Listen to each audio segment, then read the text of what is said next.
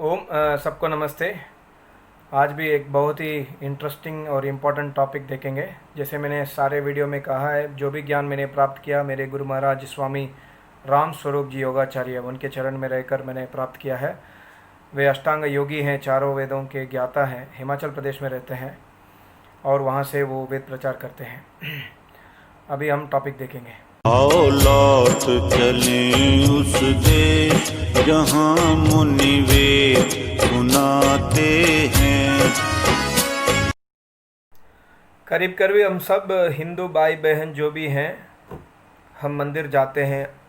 हमारे आदत में है कि मंदिर जाकर पूजा करके आएँ। शिव मंदिर कभी, राम मंदिर कभी, कृष्ण मंदिर कभी, कहीं ना कहीं हम जाते हैं, मत्था टेकते हैं, भगवान को पूजा करते हैं। वो वहाँ पर पुजारी भी होते हैं, अभिषेक होता है, वहाँ से हम प्रसाद लेकर घर आते हैं। ये हमारा धर्म का एक हिस्सा बन चुका है आजकल, करीब 2000 वर्ष से।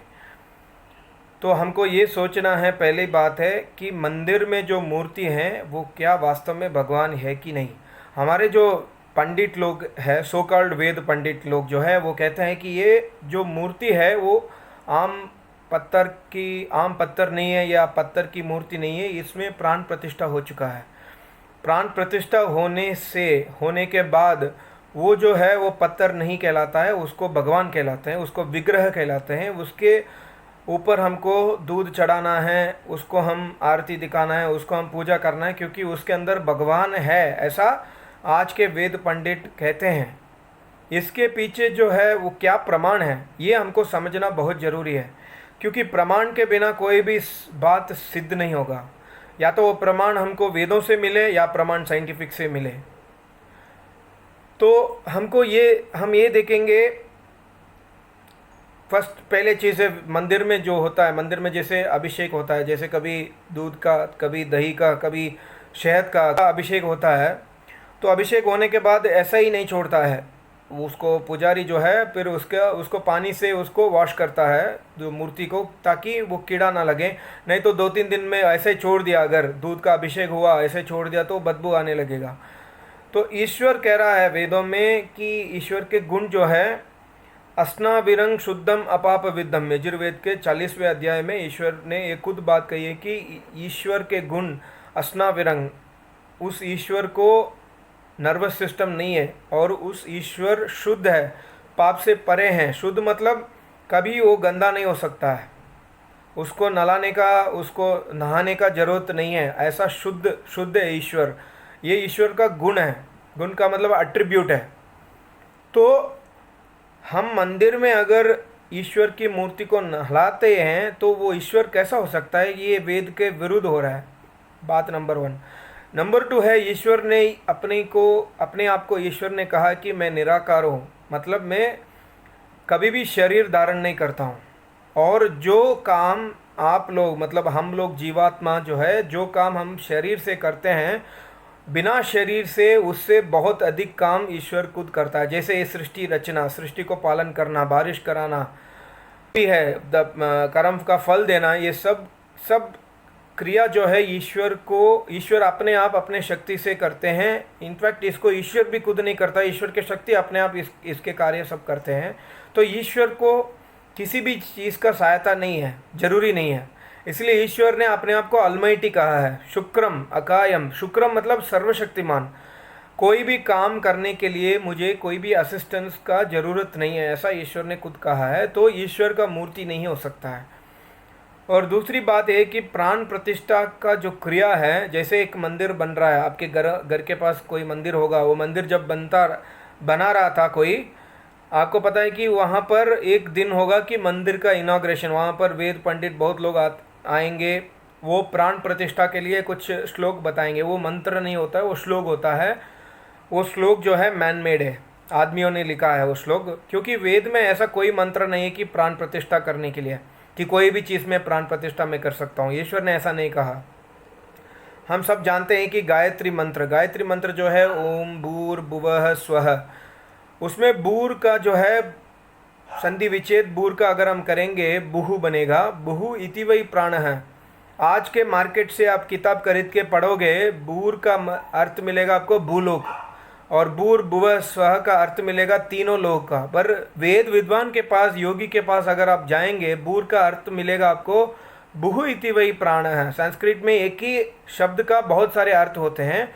बुहु इति वही प्राण है मतलब जो प्राण से प्रिय है, प्राण को देने वाला है। माता के गर्भ में जब जीवात्मा आती है वहाँ पर ईश्वर प्राण का प्रतिष्ठा करता है। तो मूर्ति में ईश्वर भी प्राण प्रतिष्ठा नहीं कर सकता है, यही इसका तात्पर्य है। अगर कोई काम ईश्वर नहीं कर सकता है, आज इंसान उसको करने में समर्थ हो गया है, तो ये तो है बचपना है। और ये अपने आप को क्या स्मार्ट कहता है इंसान, जो ईश्वर भी हंसता है ये देखकर कि यार खुद मैं मूर्ति में प्राण प्रतिष्ठा नहीं कर सकता हूँ। ये लोग कहते हैं कि ये मुझे बना दिया और मेरे अंदर ये लोग प्राण प्रतिष्ठा कर रहे हैं। ईश्वर भी शायद हंसता होगा इसको देखकर, क्योंकि मैं वैसे भावना में कह रहा हूँ ईश्वर हंसता होगा, पर ईश्वर तो हंसता नहीं है, क्योंकि ईश्वर तो निराकार है। मतलब कहने की बात है कि ईश्वर जो काम नहीं कर सकता वो इंसान कैसा कर सकता है। और इंसान ये काम क्यों कर सकता है, कैसा कर सकता है? क्योंकि इंसान में आज वेद का ज्ञान नहीं है। क्यों नहीं है? क्योंकि उनको कोई भी वेद का ज्ञान दिया नहीं है। वेद का ज्ञान प्राप्त करने के लिए हमको एक वेद के विद्वान के शरण में जाना होगा, तभी हम वेद का ज्ञान प्राप्त कर सकते हैं। और एक एग्जाम्पल दे रहा हूँ, जैसे प्राण प्रतिष्ठा अगर हम मूर्ति में कोई कर सकता है, उस पंडित को हम लेकर जाकर मुर्दा घर में लेके जाना है। उसको बोला कि ये डेड बॉडी पड़ी है, इसमें कोई भी छेद नहीं है, कोई भी प्रॉब्लम नहीं है, ऐसे ही नेचुरल डेथ हुई है, इसके अंदर प्राण प्रतिष्ठा करके दिखाओ। प्राण प्रतिष्ठा ऐसा क्रिया है जो सिर्फ ईश्वर ही कर सकता है, और वो ईश्वर खुद कह रहा है कि मैं माता के गर्भ में करता हूँ ये क्रिया। और ईश्वर का और एक गुण हम नहीं जानते हैं, साइंटिफिक बात, जो ईश्वर खुद कहता है कि अनसाइंटिफिक क्रिया जो है वो ईश्वर भी नहीं कर सकता है, और ईश्वर नहीं करता भी नहीं है। इसलिए ये कई ग्रंथ में आप पढ़ सकते हैं कि लिखा है कि ईश्वर ने कहा कुन फयकुन, मतलब सारे सृष्टि एक सेकंड में बन गया। ईश्वर ने अपने को संकल्प किया कि हो जाओ, सारे पृथ्वी हो गया। ऐसा नहीं करता ईश्वर साइंटिफिक प्रोसेस से ये सृष्टि को बनाता है। वो बनने में भी कई लाख वर्ष लगता है, क्योंकि एक एक पदार्थ से मॉलिक्यूल का जोड़ना है, एटम से मॉलिक्यूल बनना, मॉलिक्यूल से और कंपाउंड बनना है, इसके लिए समय लगता है। वो समय जो है मैजिक शो से नहीं होता है। ईश्वर की शक्ति इसको जोड़ने में लगते हैं, पर मैजिक से नहीं होता है। इसलिए सृष्टि रचना भी बहुत साल लगता है, सृष्टि को रचना करने में ईश्वर को। पर ये नहीं हम कह सकते कि ईश्वर तो कुछ भी कर सकता है। ईश्वर कुछ भी नहीं कर सकता है। अगर ईश्वर कुछ भी कर सकता है तो ये पूछो, महर्षि दयानंद ये पूछते हैं कि क्या ईश्वर अपने आप को मार सकता है? क्या ईश्वर अपने जैसे दूसरा ईश्वर को बना सकता है? ऐसा नहीं कर सकता ईश्वर, क्योंकि ये ईश्वर के गुण कर्म स्वभाव में नहीं है।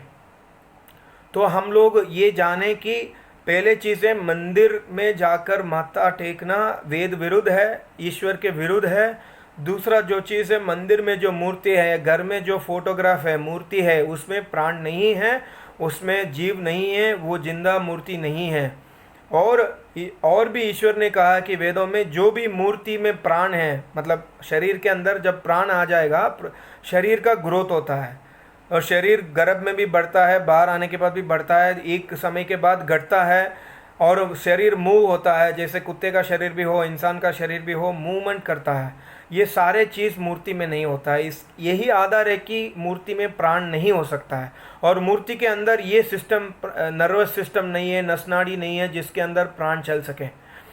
तो मूर्ति पूजा करना वेद विरुद्ध सबसे पहले है और ईश्वर के विरुद्ध है। और तीसरी बात है, अनसाइंटिफिक भी है, इसलिए मूर्ति पूजा नहीं करना चाहिए।